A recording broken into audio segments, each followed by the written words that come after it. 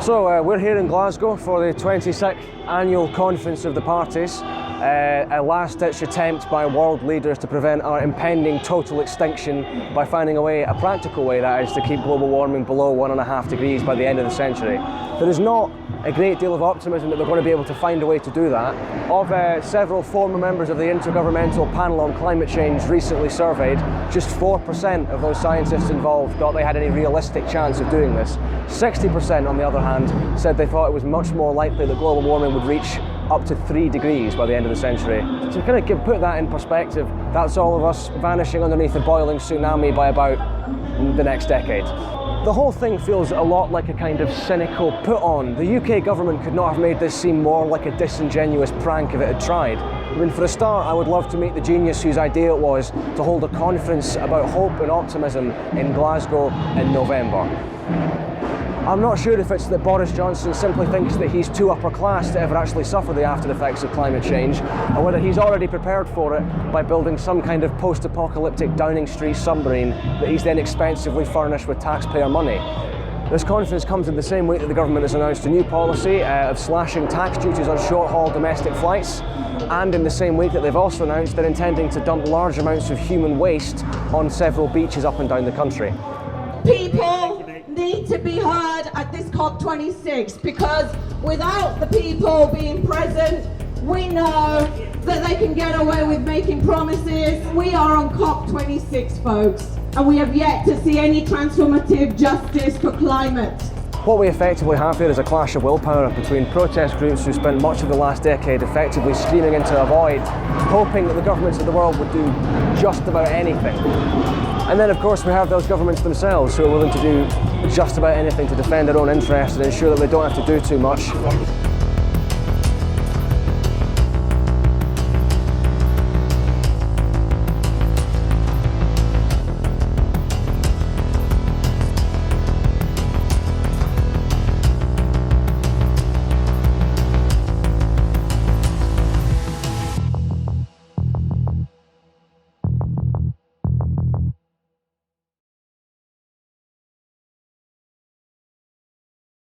I'm in the Sapphire League now. Oh, that's right. They have shut the entrance. This is how you usually get in. This is usually one of the main entrances to Covent Garden Park, and this is usually one of the busiest roads in the whole of the city. You go down there, you get to kind of Finiston in the exhibition centre is usually absolutely heaving. Yeah. This is all been put up since yesterday. So when I was here yesterday morning, none of this was here. You can still walk down there completely fine. So they put up this whole roadblock in like a day.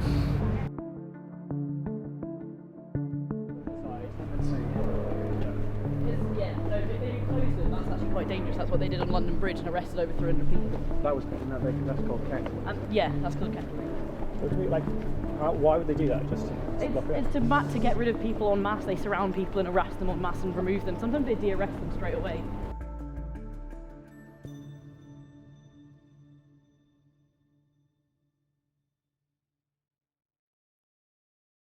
So beautiful to see you all here. And where do we find ourselves today? JP Morgan. What have we got to say to JP Morgan? They have been forcing countries to pay more on servicing debt, on healthcare. They make you pay money for the that they have created out of thin air. So when people say to us that there's no money to deal with this climate and ecological emergency, what do we say to them? Pay up! Pay up now! COP26! COP26! COP26! If you dig up fossil fuels, so the new Cambo oil field, the 113 new oil and gas licences that the UK government licensed just last year, if we don't burn that fossil fuel in this country, but it goes abroad, how much does that add to our national carbon account? How much does that add to the UK emissions? If I tell you the answer is 0, Does that surprise you? How many people knew that this was the case, right? You can dig up infinite fossil fuels. We've moved the production of our consumer goods to China. In many cases, European, US corporations move their factories to China. The same goods that we consume, but they come from China, we now call those China's emissions. And if you ask the average person in the UK what the problem with climate change is, they'll say, well, India and China. India's emissions per person are less than 2 tons. The UK's emissions, even if you pretend that all the stuff we consume, which is about half our emissions in fact, even if you pretend that those are China's and everyone else's, our emissions are still 3 times the size of India's per person. 92% of the excess emissions are from the rich countries. We've had a corporate media and BBC state-shaped media frame every single COP for all the years that I've been going to them. I was in Copenhagen, I was in Paris, etc. It's been going on for years and years, and every year we're told, oh, it's so difficult to get all the world leaders to agree, as if it's just a real kind of negotiation democracy problem. That is not the problem. The vast majority of the countries of the world have been calling for radical action for year after year after year, but they just get ignored. Like, quite frankly, the power of the world is in the rich countries and in the corporations and financial institutions that have captured our governments. Power, power, people, people, people, people, power, power, power to the people, power to the people, people got the power, people got the power. Tell me, can you feel it? Tell me, can you feel it? Getting stronger by the hour, getting stronger by the hour.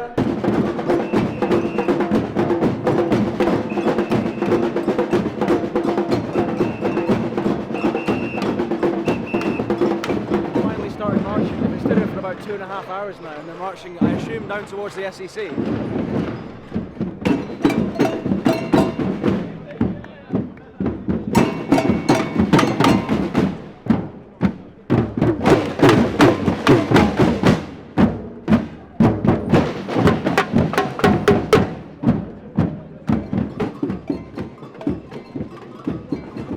So this police line that's just come around the front now, they've all just moved in just now. They were all in front of the Scottish Power building over there, but they've all just moved into the road just now.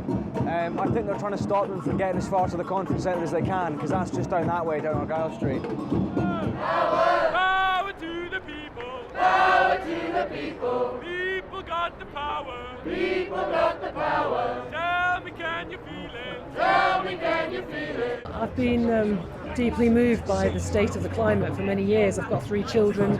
I'm very, very anxious about the future. I feel like the situation is very, very dire.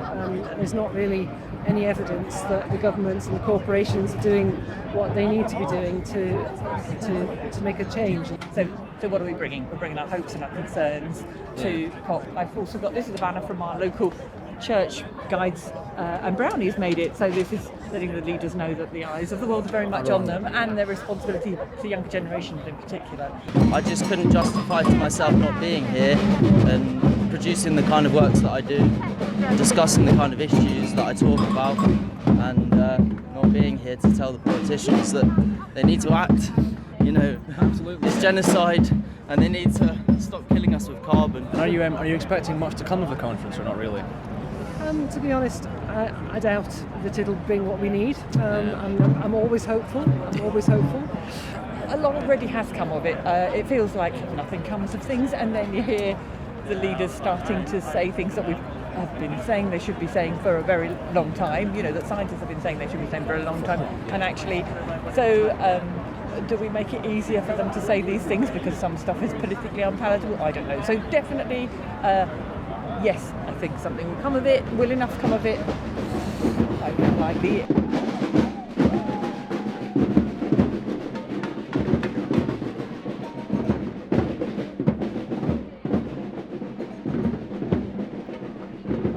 The problem is that the conference themselves, the organizers are themselves describing it as the most inclusive COP ever. but honestly speaking, that's not true.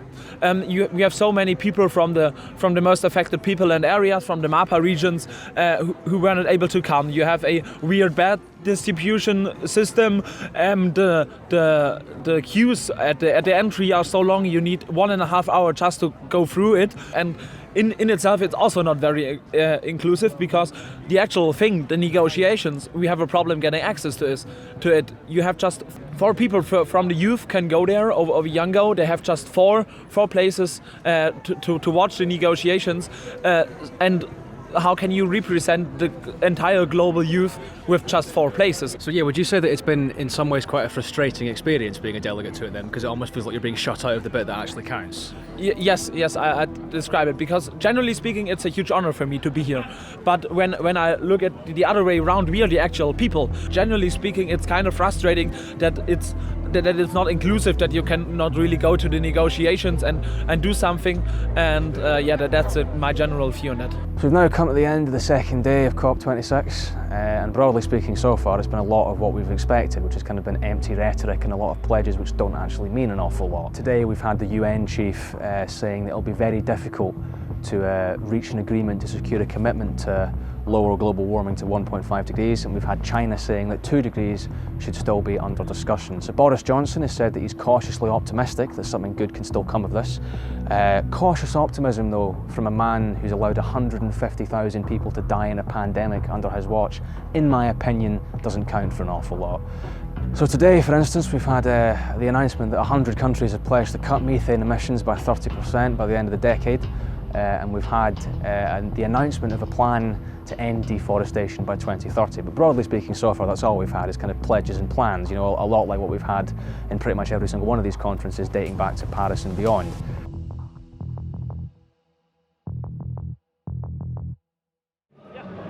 Right, so this is day 3 of COP. We're down on Buchanan Street outside the Glasgow Concert Hall. This is about the biggest protest we've seen so far. It's an XR one about greenwashing, which is pretty much exactly the kind of cynical activity which takes place at COP, a kind of attempt to appear to be taking serious action about climate change, when in reality either very little is being done or in fact the opposite is being done.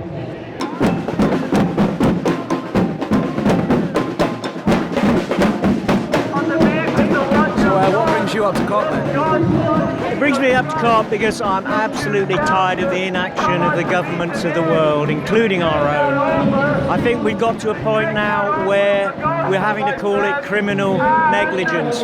What they're actually conducting now is a crime against humanity. I'm desperate, that's why I'm here. Well, we're here with Extinction Rebellion because we're wanting to sort of make real clear objections to the processes that have been going on in COP, what Greta calls blah, blah, blah, but just the lack of action. Well, we want to say to the world leaders that they're accountable to us, that we're watching them. That's what the eyes are about. Our eyes are on you, the world's eyes are on you. You've got the power to make these changes, and we're not going to let you forget it. We're going to keep on saying, what have you done, how are we getting there, you know, make them accountable for their decisions, really. And are you optimistic at all that anything substantive might come of this, or not really? Not really. No, I think 1.5 is gone. I think, 2 if they're looking, because the mindset is still we've got to keep growing the economy. So how can you change something with the same thinking that created the problem in the first place?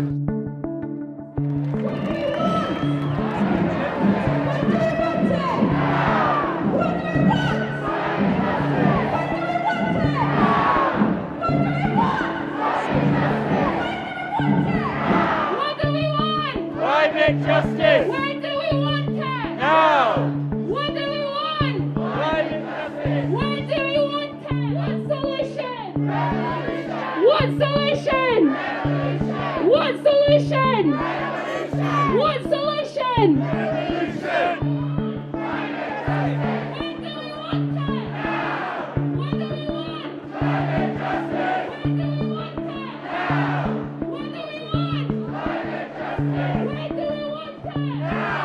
What solution?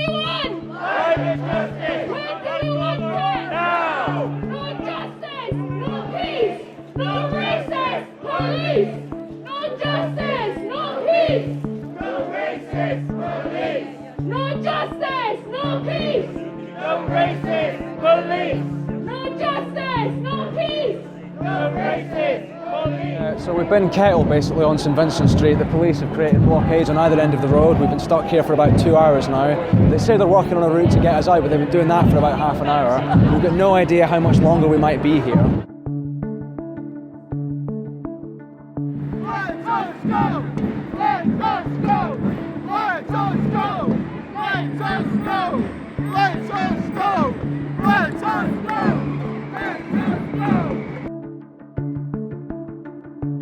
So we're here on what is our last day of COP, the end of the third day. We've just got out of a police kettle which lasted 2.5 hours. So we've not been able to get as much coverage as we wanted. But one thing that's kind of been clear from both what's happened at the conference so far and from the general mood of the activists that we've interviewed is that people are not really expecting a lot to come of this, and so far that does seem to be bearing out. All we've really had are kind of a lot of very similar empty pledges to what we've had in the past. There's still another 9 or 10 days of the conference to go, and one of the people we spoke to earlier said that he kind of believes in the hope of a miracle, that something might turn around by the end, but the likelihood of that so far does not seem particularly great, but we will see.